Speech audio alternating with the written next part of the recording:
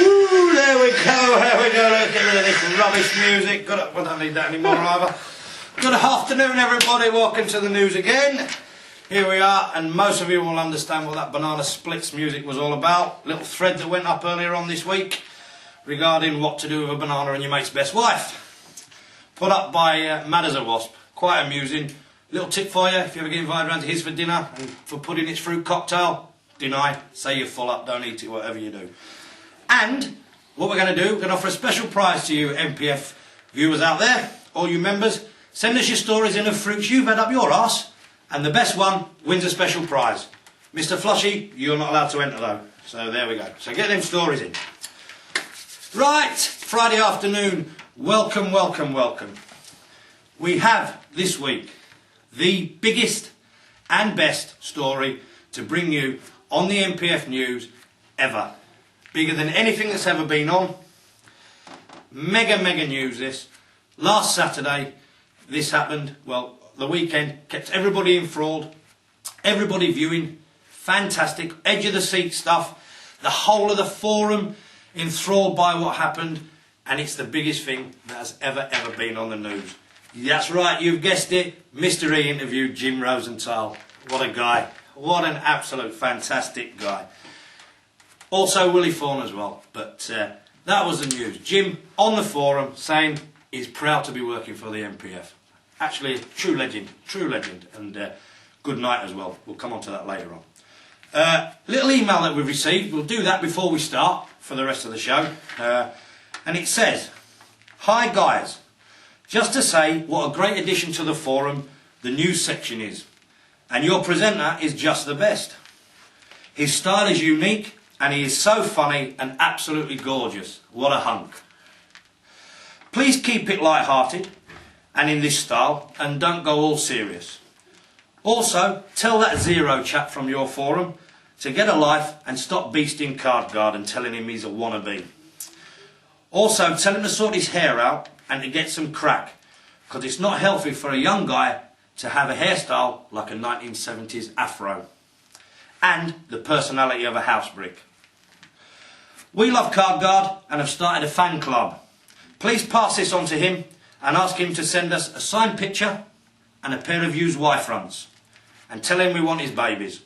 Lots of love, Jean and Christine." I'll be seeing you later on, girls, at the Grosvenor, don't you worry. I'm sure we can sort that baby thing out for you. Alright, on to last week's games. Friday night at the G. 92 runners again, good turnout.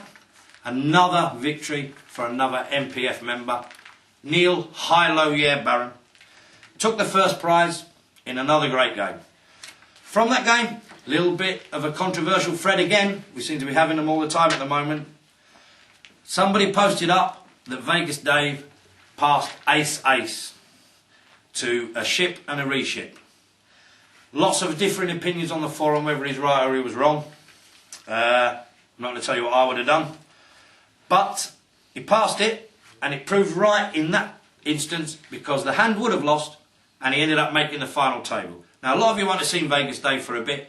He's decided to put his poker career on the back burner and concentrate on his snooker career. And basically, passing that ace got him onto the final table where he finished 7th and earned himself enough for the new waistcoat. So well done, Vegas. You're sure you look dapper in your nice snooker waistcoat. You should have pictures of aces all over it. Let's see where you got it from. Asper's £75 game, only got 40 runners. Lots of people were in different events for whatever reason, so a bit disappointing, as opposed to got 89 the first week. However, you know, that game I'm sure will take back off again. I tried to get the results, I've got a computer problem. I can't even tell you who won that game. We'll bring that to you a little bit later on. But again, you know, the big competitions, as we said last week, should be supported because all the casinos are trying. Tomorrow, Saturday, Circus £75 game. Let's see if we can get a few more runners there this week than happened the last month. I think they got 48, 49 runners. There's a guarantee for 50 runners. Let's hope to see 60 or 70 runners there. And I heard a rumour that the new Coral Masters champ's playing tomorrow, so there's a scalp for you if you all get down there. Maybe even do a few autographs for you as well. So get yourself there tomorrow. And then Sunday at Asper's have secured a William Hill free roll £1,500 on Sunday. Starts at 4 o'clock. You have to be a William Hill member to play. So I think the last look there was over 150 registered and 147 of them had Scandinavian names. So I don't think there'll be too many Scandies turning up tomorrow. But you've got to be on William Hill and you've got to bring proof of your name. So make sure you're registered if you want to play Aspers on Sunday. £1,500 free. Can't ask for any more on a Sunday afternoon. It's Aspers Poker or Heartbeat, your choice.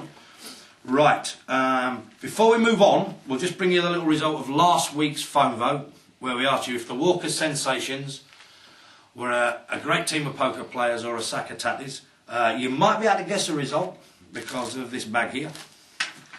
But astounding again. I just don't know where the people are that are phoning these up. 565 calls last week and a landslide 125% win for a sack of tatties.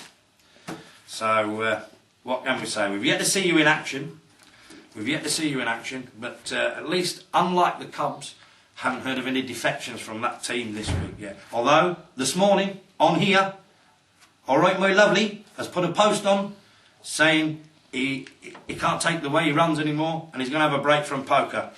Spend them off in my shoes, son, you'll commit suicide. Right, okie dokie. Players in form. Little post that Gold Fox Dom has made 5 final tables live out of the last 5 tournaments that he's played in.